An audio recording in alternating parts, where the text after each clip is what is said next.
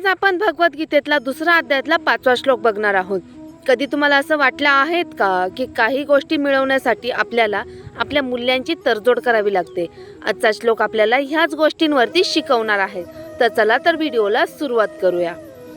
गुरुन हत्वा हि महानुभवान श्रेयो भोक्तु भैक्षमपीहं लोके हत्वार्थ मा कामास्तुम गुरुनी हैवं भुज्यीय भोगानं रुधिर प्रतिग्धानम.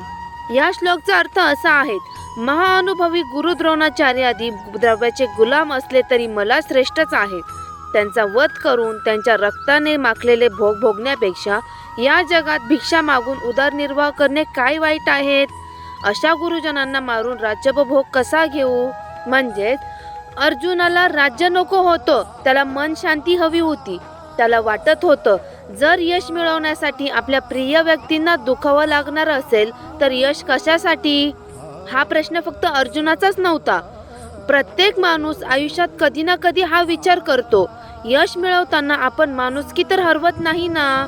हा विचार खूप महत्त्वाचा आहे. आजचं रिअल लाईफ एक्झाम्पल. समजा तुम्हाला खूप पैसे कमवण्याची संधी मिळाली, पण त्यासाठी तुम्हाला खोटं बोलावं लागणार आहे किंवा कोणाचं नुकसान करावं लागणार आहे.